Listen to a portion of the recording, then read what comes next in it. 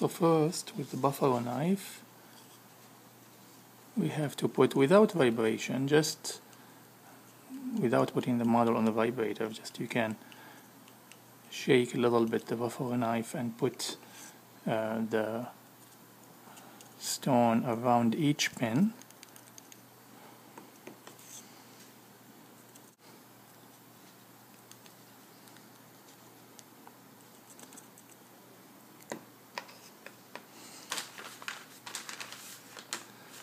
And then just a little bit of vibration, just a touch.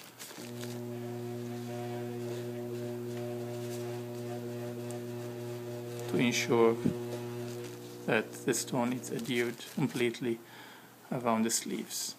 And now just you put the rest of the stone on the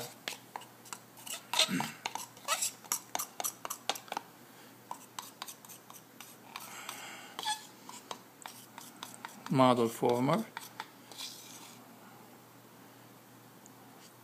just to fill it almost to the edges.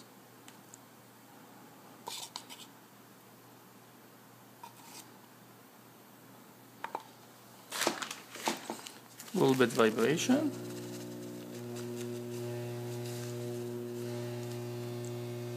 And now basically you are going to put your model, just sink it in. So first, even without vibration, you just got to put it in all the way down. See that you feel that the pins are basically touching the bottom of the model former.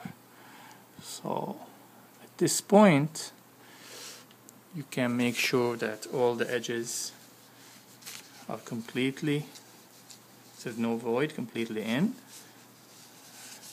And at this point also you can just make sure extra vibration, holding the model down with the vibrator, make sure that you have an extra bubbles comes out.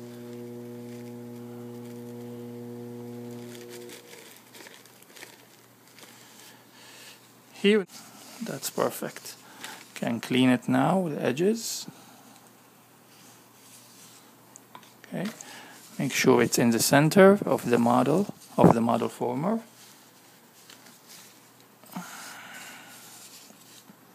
Here you go. And now you leave it for at least I would say 30 to 40 minutes for later separation. After the initial setting time, in about 15 minutes, you can separate the model from the model former this way, and leave the model to complete final setting for another 20 to 30 minutes. So the total time is about 30-40 minutes. Then you can leave the model former in the Pindex bin available for other students to use, and you can leave this in your locker, or if you can wait another 30 minutes to separate the base from the actual model. In order to separate the Pindexed master model from the base, it's necessary to use the buffalo knife. Put the tip of the knife between the model and the base, and try first to expose a little bit the area between, so you see where is exactly the separation border. And it's very easy to do because there is very small, very thin shell of stone around, so you can just expose it. And then, as you see, I'm putting the knife just between and kind of twist, and you see that now it's the master model is moving away from the base. Once about separated about 1 millimeter, now only with your hand you can start to separate. Very balanced way. Just be careful. There you see is your master model with the pins coming out of the sleeves completely. So as you see around the pins, around the sleeves, we avoided as much as possible to the bubbles by applying the stone around the sleeves in the beginning. Now you are ready to section this by using the saw or the wheel separating disc. Of course you can follow your lines that you put on the model, you drew on the model. If there is space,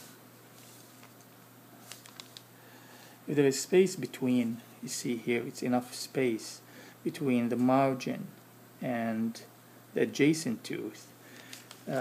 What you can do, the best way is to put the model back into the base.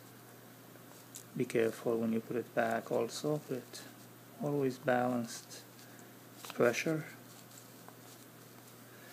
And then what you can use the saw, and you can put the saw exactly just in a little bit inclination, so you are not touching your die at all, and you can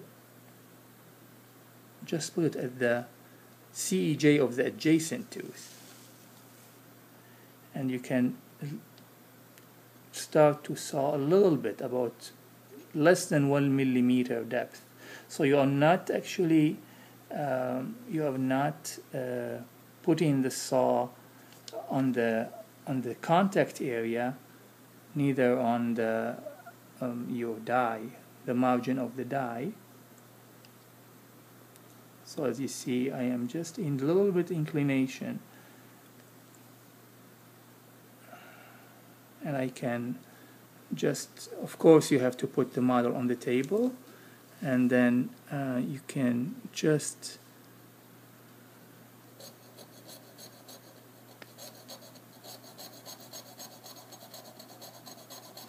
go deep about 1 millimeter.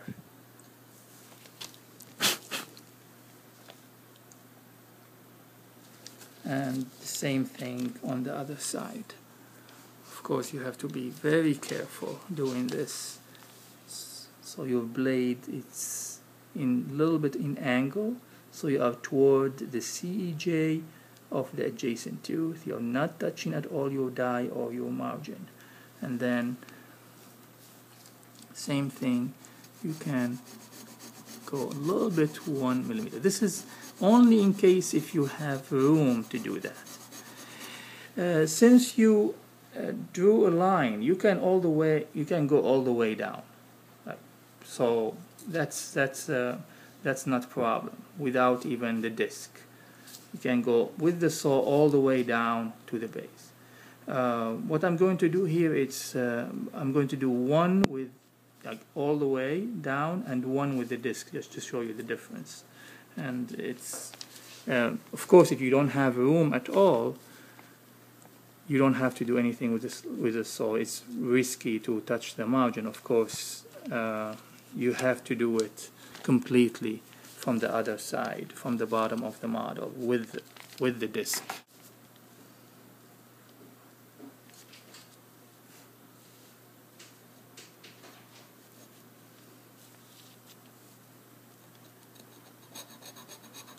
So you just follow the line all the way down.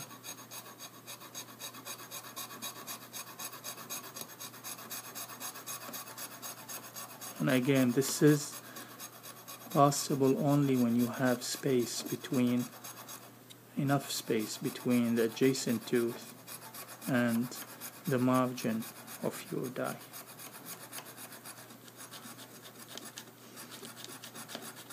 So following the line that you drew on the model,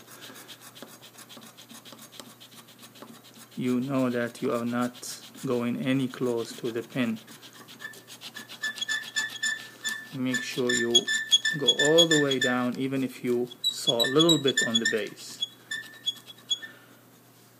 And then you go up and take your blade out. In this case, you are able to take the two parts away. So as you see, easily we separated one side of the die. Next step, I'm going to show you how to use the disc.